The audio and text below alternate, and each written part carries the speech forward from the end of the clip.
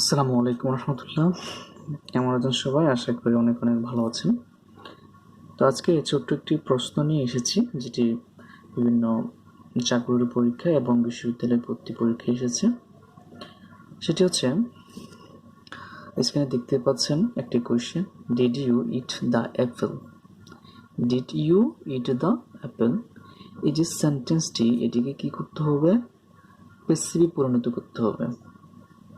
যে আমরা জানি বয়েজ সেন্সটা ক্লাস 6 থেকে শুরু করে 12 পর্যন্ত সব ক্লাসেই আছে এবং খুবই গুরুত্বপূর্ণ চেঞ্জিং সেন্টেন্স ট্রান্সফরমেশন সেন্টেন্সের একটি অংশ হিসেবে, এবং যেটি বিভিন্ন ভর্তি পরীক্ষায় এবং কি চাকরির পরীক্ষায় এসে থাকে। যেমন এটি did you eat the apple, এই সেন্টেন্সটিকে চাকরির পরীক্ষা এসেছিল। ওকে, খেয়াল করেন এখানে আমি সেন্টেন্সের পাশে কিন্তু অ্যাক্টিভ লিখে দিয়েছি, কিন্তু যখন পরীক্ষা আসবে বা তোমার ক্লাসে আসবে তখন কিন্তু অ্যাক্টিভ জিনিসটা লেখা থাকবে না, এখানে পাশে দিয়ে লেখা থাকবে প্যাসিভ অথবা অ্যাক্টিভ। তখন বুঝে নিতে হবে যে ওই সেন্টেন্সটাকে কী করতে হবে, এখানে যে প্যাসিভ এবং অ্যাক্টিভ লেখা থাকবে, তাহলে এই সেন্টেন্সটাকে প্যাসিভ করতে হবে অথবা অ্যাক্টিভ করতে হবে।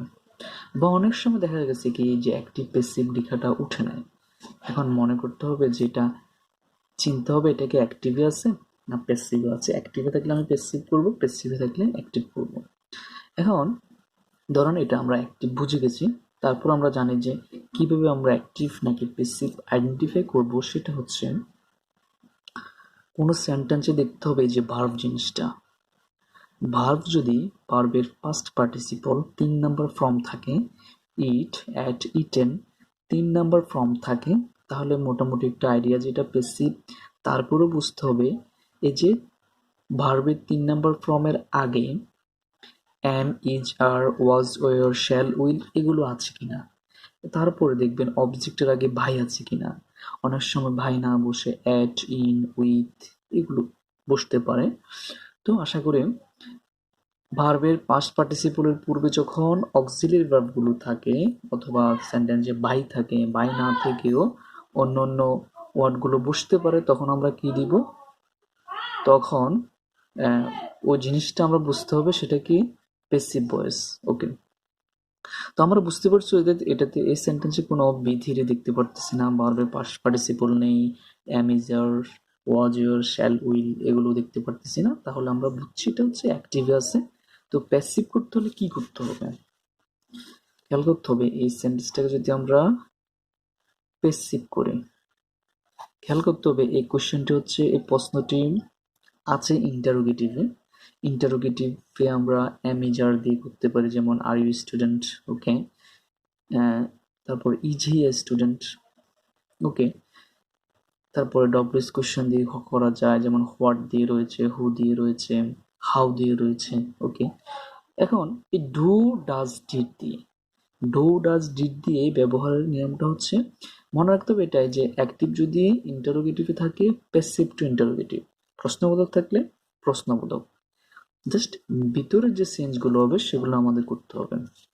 এখন ডু, ডাজ, ডিড দিয়ে যদি আমরা করি তাহলে মনে রাখতে হবে ডু এবং ডাজ, ডু এবং ডাজ সবসময় প্রেজেন্ট টেন্সে ব্যবহার হবে, আর ডিডটা সবসময় ফার্স্ট টেন্সে ব্যবহার হবে, ফার্স্ট ইনডিফিনিটে।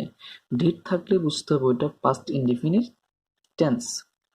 আর ডিড যদি প্রথমে থাকে তাহলে এই যে ভার্বটা কি হয়ে যাবে, বি ওয়ান হয়ে যাবে। যেমন আমরা এখানে ডিডকে বাদ দিয়ে যদি আমরা সেন্টেন্সটা পড়ি, ইউ ইট দ্য অ্যাপেল, তাহলে প্রেজেন্ট ইনডিফিনিট। কিন্তু যখন ডিড শো পড়বো, ডিড যদি থাকে তাহলে মেন ভার্বটা বি ওয়ান হয়ে যাবে, সেটা আমরা সবাই জানি। ওকে, এবার আমরা সে পেসিভকে কি করবো, মনে রাখতে হবে পেসিভকে আমরা যখন করতে যাব তখন প্রথমত আমাদের সাবজেক্ট অবজেক্ট বের করতে হবে, কেননা অবজেক্টটাকে আমরা প্রথমে নিয়ে আসবো।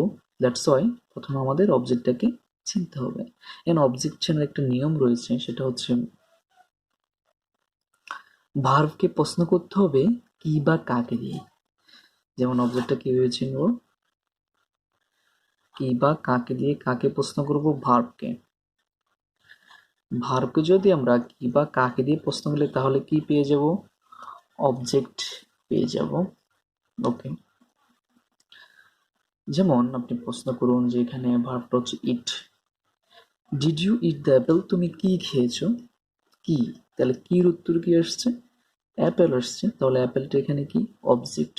তো আমরা জানি কি বা কাকে দিয়ে প্রশ্ন করলে অবজেক্ট পাওয়া যায়, কে বা কারা দিয়ে প্রশ্ন করলে সাবজেক্ট পাওয়া যায়।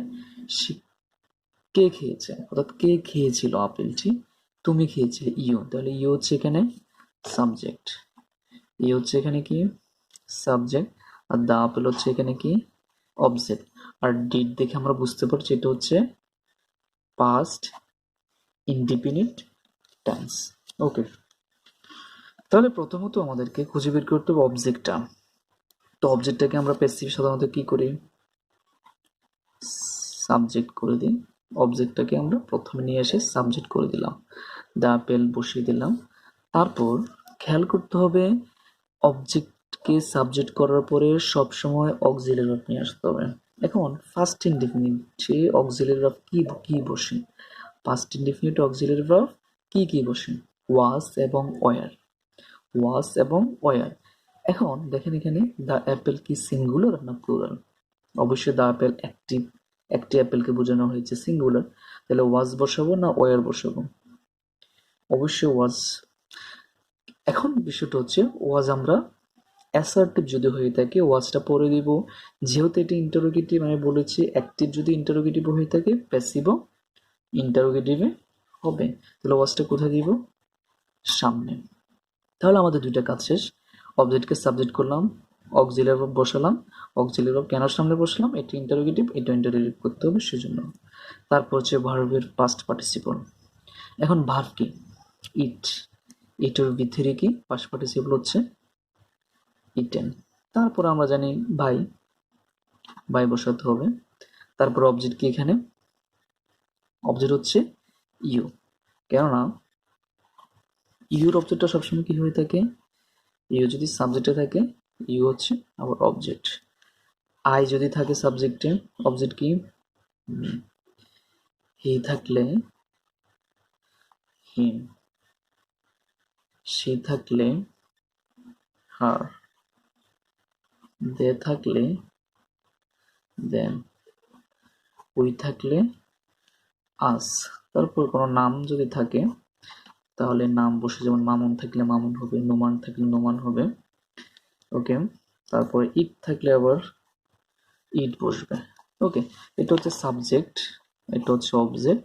অর্থাৎ কোনো সেন্টেন্স সাবজেক্ট যদি ইউ থাকে ইউ হবে, তারপরে আই থাকলে মি হবে, এভাবে। এটা হচ্ছে মুখস্থের বিষয়, এটা মুখস্থ করে ফেলতে হবে। ওকে, তাহলে আমরা এই সেন্টেন্সের মধ্যে বুঝতে পেরেছি যে অ্যাক্টিভ যদি সবসময় ইন্টারোগেটিভে থাকে তাহলে প্যাসিভটাকে আমরা যেভাবে হোক ইন্টারোগেটিভে পরিণত করতে হবে। ওকে,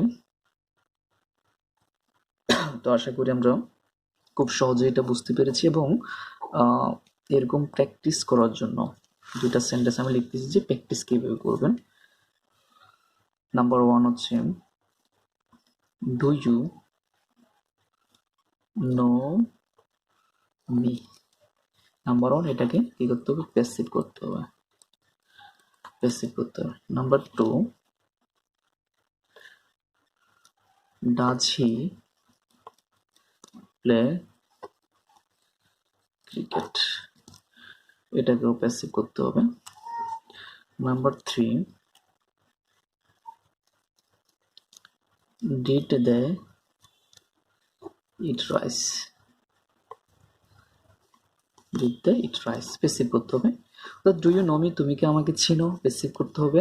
ডাজ হি প্লে ক্রিকেট, সে কি ক্রিকেট খেলে, প্যাসিভ করতে হবে। ডিড দে ইট রাইস, তারা কি ভাত খেয়েছে, প্যাসিভ করতে হবে। তো এই যে প্রথমটা বললাম এটা হচ্ছে পাস্ট ইনডিফিনিট রয়েছে, এটার নিয়ম অনুসারে যদি আমরা প্র্যাকটিস করি তাহলে এই তিনটা খুব ইজিলি পেরে যাব। ওকে, প্র্যাকটিসটা করতেই হবে। ওকে, নাম্বার টুডে। আসসালামু আলাইকুম রহমতুল্লাহ।